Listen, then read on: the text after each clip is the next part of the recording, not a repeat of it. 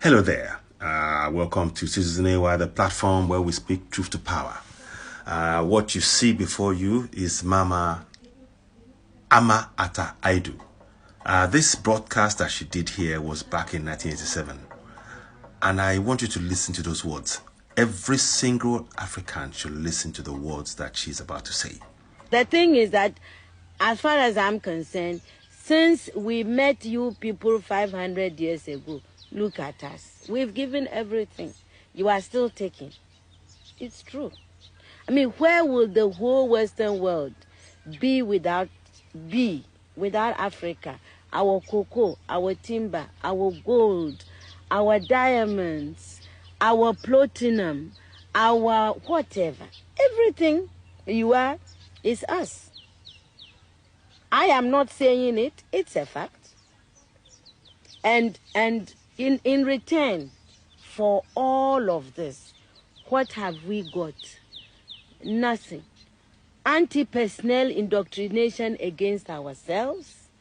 If you go and cook your horrible diseases like AIDS, you say it is us.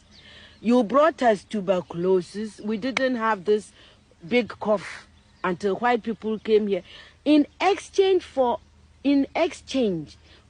Africa giving Europe 500 solid years of our people, I mean not Europe, the Western world, of our human beings to work your canes, to dig your gold, to take in gold itself, diamond, I mean, you know, fish, peanuts, palm oil, everything.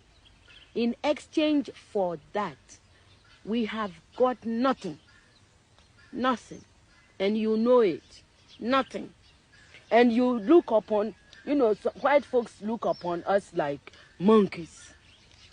It is true. It's in your literature. Hey, you know, some of your best thinkers have said this about us. Have you heard of all these Germans? Have you heard? Okay. Yes. They said, Lord Burton, yes. People like that, they said, we don't even have the brain of animals.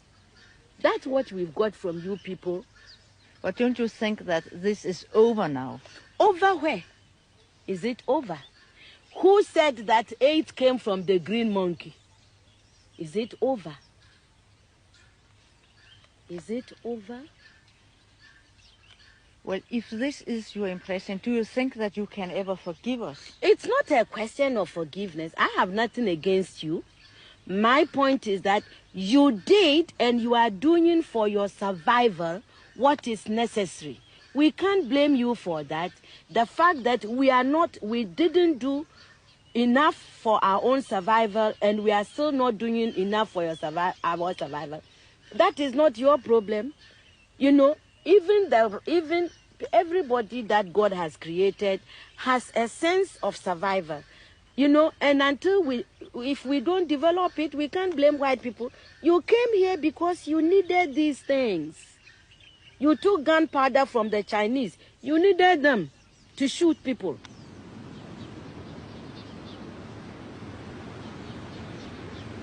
I think that for me and members of my family, Elmina Castle has got a very, very special significance because they tortured my father's father, my real grandfather, to death there by the colonial government.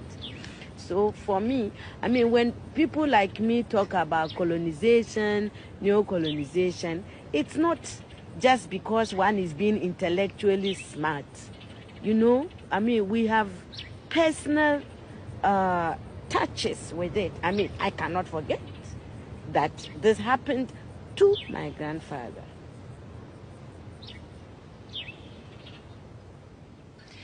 Do you consider AIDS as a new form of colonization? Of course. Why? That's why. You know, my people, the Akans, we have a proverb. It says that good morning, thank you, is never enough to salt anybody's food forever. You cannot build your life on thank you, morning, thank you, English, thank you, God, you know, which is what aid makes, you know, we are always receiving. Nobody, look, and I don't care who hears, nobody anywhere in this world is going to send you their best of anything. Do you see?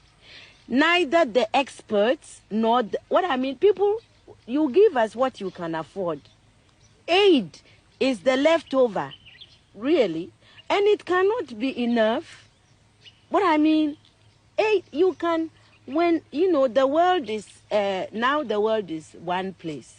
So, there is nothing wrong if my house is in a crisis and you offered me something. There's nothing wrong, you know, because there is interrelationship. But a whole nation, a whole continent cannot live forever on aid. And I think aid is we are in Africa, we are in danger of making foreign aid a kind of policy that is wrong. I think that we, you know, it humiliates our people. The people in the villages have not asked anybody to go around begging on their behalf. Those words were true back in 1987, and I even say categorically that they are true even now. Those words were powerful. You know, those things that she talked about, nothing has changed. How do you see it? I want to ask a question. Do you agree that nothing has changed? If you agree, do you also agree that it is time that we as Africans collectively work together within Africa to free Africa and make Africa truly independent? Leave your comments. You're listening to CitizenAY. Thank you.